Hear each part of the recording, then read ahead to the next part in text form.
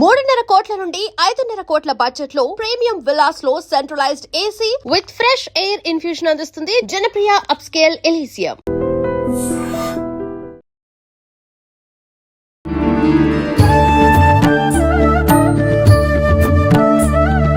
నమస్కారం, welcome to I dream.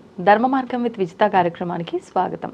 ప్రస్తుతం మనతో పాటు ఉన్నారు శ్రీ జగదాంబ త్రిశక్తి పీఠాధిపతులు బ్రహ్మశ్రీ బెనారస్ గురూజీ. ఇప్పుడు వారితో మాట్లాడదాం. నమస్కారం అండి. శ్రీమాత్రే నమః.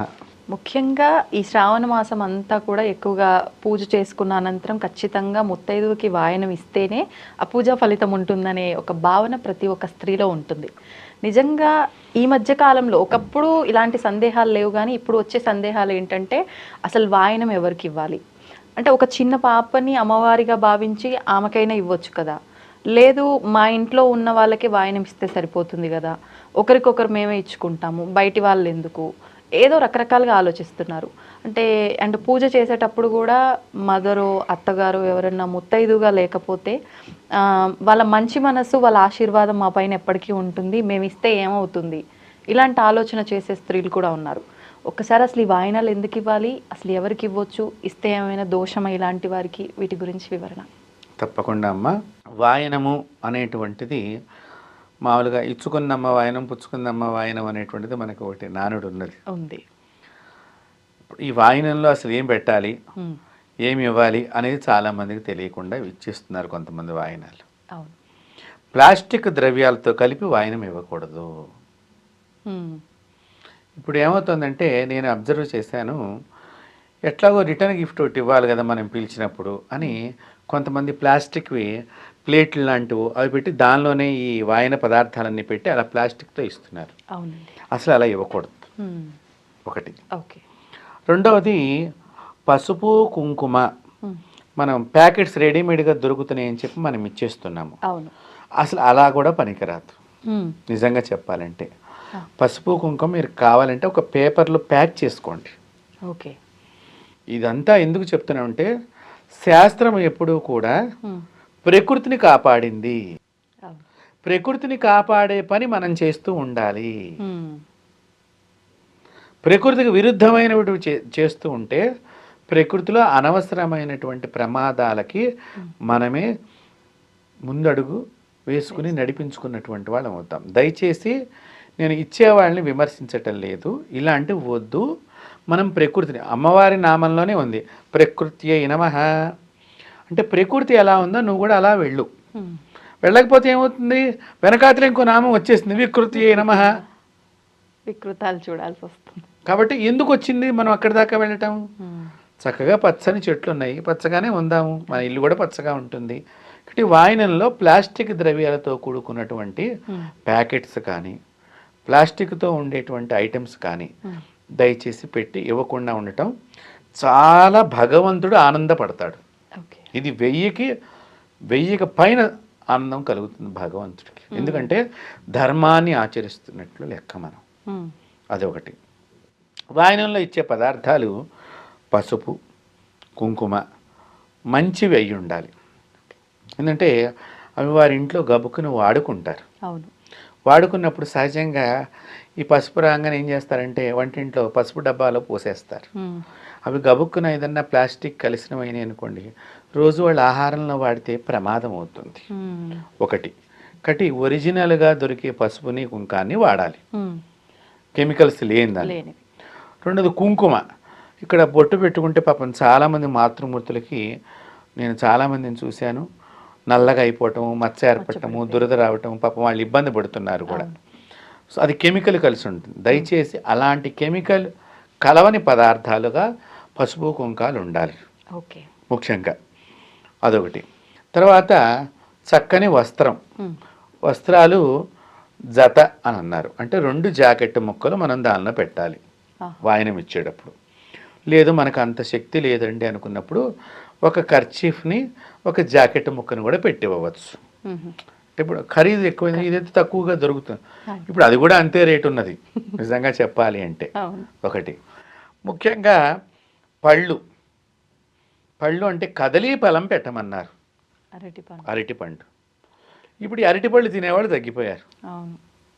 మీరు బాగా గమనించినట్లయితే అరటిపళ్ళల్లో ఇవి రకరకాలుగా ఈ చెట్లకు వేసే మందులే కానివ్వండి, విత్తనాల్లో కూడా 2-3 రకాల విత్తనాలని కలిపేసి తయారు చేసేటువంటి ప్రక్రియలో అరటి పండుకి వెంటనే నొసములు వచ్చేస్తున్నాయి ఇళ్లల్లో.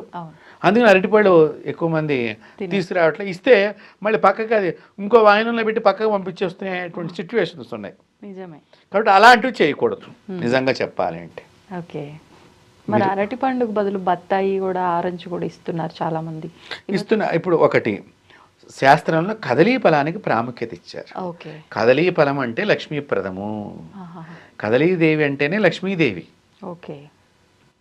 కాబట్టి ఆ పండుని పంచమన్నారు. అది సర్వదేవతలకి ప్రీతికరమైనటువంటిది, ఒక ఋషి గారి యొక్క భారీ శక్తి కలిగి ఉన్నటువంటిది దాని లోపల. కాబట్టి అలాంటి పండ్లని పంచమన్నారు. లేదు మనం కాదనుకున్నప్పుడు జామ పళ్ళు ఇవ్వవచ్చు, యాపిల్ పళ్ళు ఇవ్వచ్చు, ఇందాక మీరు అన్నట్టుగా బత్తాయి పళ్ళు ఇవ్వవచ్చు, ఏవైనా ఇవ్వవచ్చు. కానీ కదలీ ఫలం ప్రాధాన్యత ఇచ్చారు. చక్కని తమలపాకులు, నాగవల్లి వేరు తమలపాకుల్లో ఇప్పుడు రకరకాల ఆకులు వచ్చేసాయి. నాగవల్లి వనం లోపలికి ఆడవాళ్ళు వెళ్ళేవాళ్ళు కాదు పూర్వం. అంటే తమలపాకు వనంలోకి ఆడవాళ్ళని పంపించేవాళ్ళు కాదు కొయ్యటానికి కూడా. ఎందుకంటే వాళ్ళకి దోషం ఏమన్నా సందర్భం వచ్చినప్పుడు వాళ్ళు పనికి వస్తే ఆ వనమంతా మాడిపోయేదిటమ్మా పూర్వకాలం. రజోదోషం నెలసరి ఉన్నప్పుడు రాకూడదు. ఇప్పుడు మన ఇళ్ళ దగ్గర చూడండి, అందరు తమలపాకు మొక్క పెడుతున్నారు. ఈ తమలపాకు మొక్క ఎండిపోదు మీరు దాన్ని ముట్టుకున్నా కూడా. ఎందుకని? అది మన తమలపాకు కాదు కదా, బంగ్లా ఆకు అంటున్నాం మనం. మరి అవి పూజకు వాడచ్చా?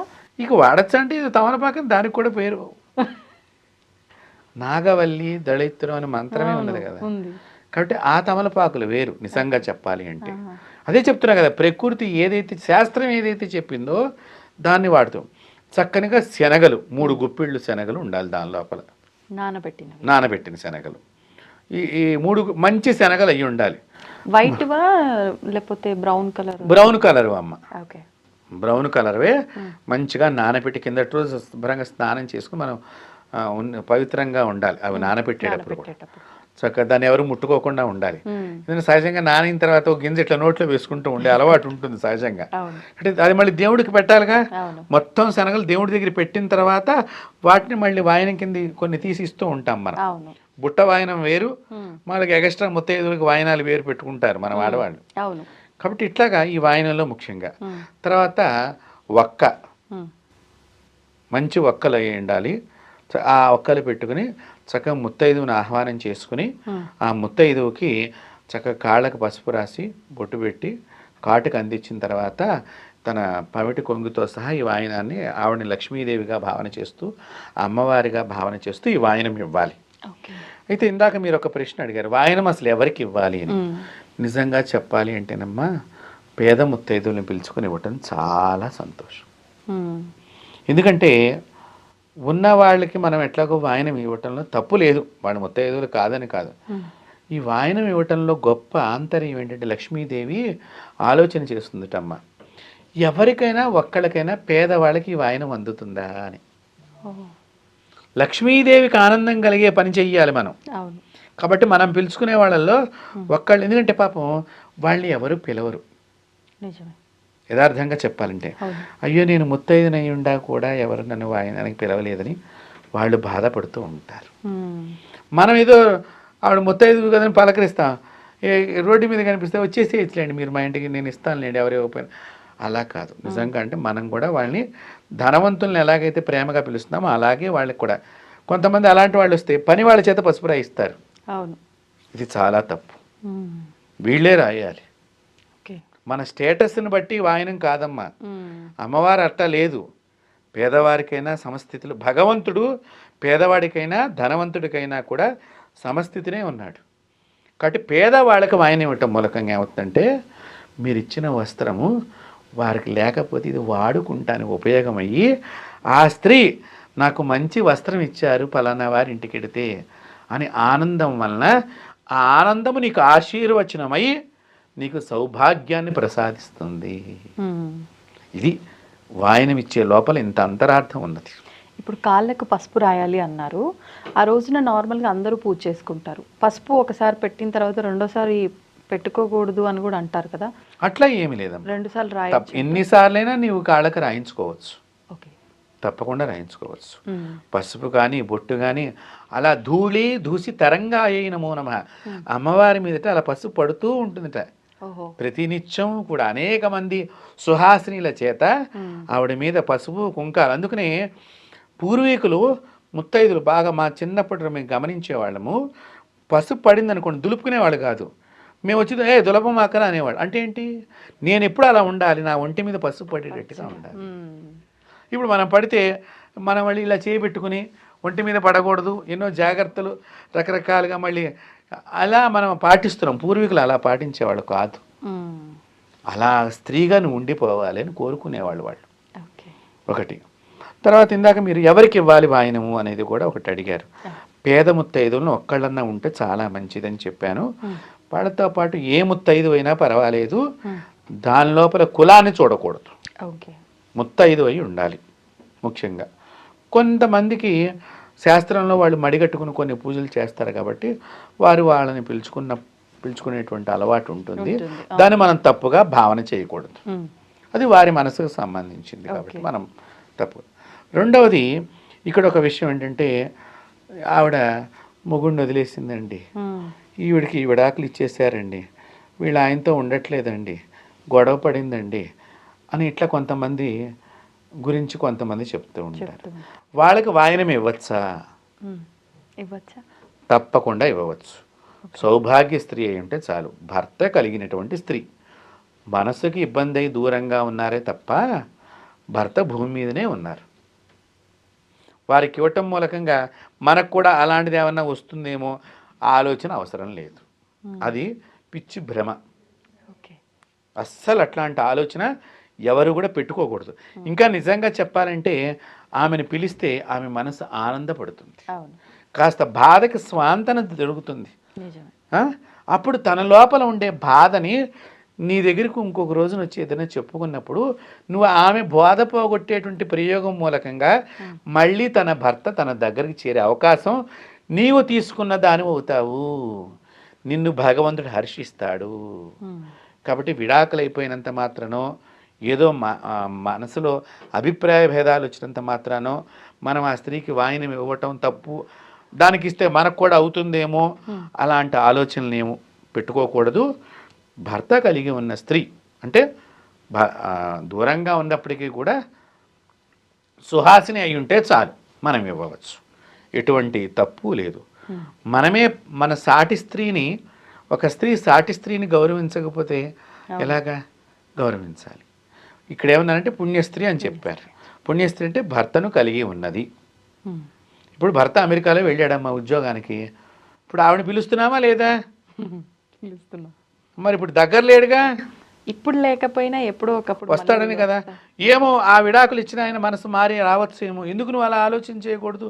నీ వాయినం పుచ్చుకున్న రోజున ఆమె అభాగ్యం పోయి భాగ్యం కలగచ్చేమో, మంగళప్రదం కావచ్చేమో నీ చేత్తో ఇచ్చేది. దాని గురించి మీరు ఎందుకు ఆలోచన చేయటం లేదు? వాయినం ఇచ్చే స్త్రీ ఎవరికైనా వాయినం ఇస్తే ఆమె కూడా వాయినాలు ఇచ్చే శక్తి కలుగుతుంది. ఒకటి. వాయినం పుచ్చుకున్న స్త్రీ ఎప్పుడు వాయినాలు పుచ్చుకుంటూ ఉంటే సౌభాగ్యాన్ని కలిగి ఉంటుంది. కాబట్టి పరస్పరము రెండు శక్తులు ఉన్నాయి ఇక్కడ. ఈ రెండు శక్తుల్ని స్త్రీలు పొందటానికి గాను ఈ వాయన కార్యక్రమాన్ని ముఖ్యంగా పేదవారి రక్షణ కోసం వేదంలో ఈ వాయనం పద్ధతిని కూడా పెట్టడం జరిగింది. బాధని పోగొట్టడానికే ఈ వాయన పద్ధతి.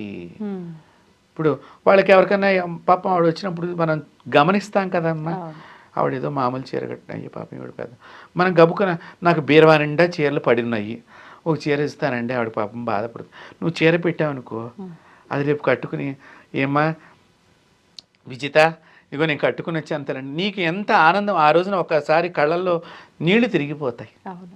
అది చెయ్యాలి. వాయనం అంటే భగవంతుడు వేదాలలో పెట్టిన సిస్టమ్ అంతా కూడా సాటి మనిషిని ప్రేమించడమే పూజ. కాబట్టి వాయనము ఈ విధంగా ఇచ్చుకున్నట్లయితే మిమ్మల్ని అమ్మవారు వరిస్తుంది తొందరగా. కాబట్టి ఇలాంటి వరించే పద్ధతుల్ని ప్రతి స్త్రీ పాటించాలి.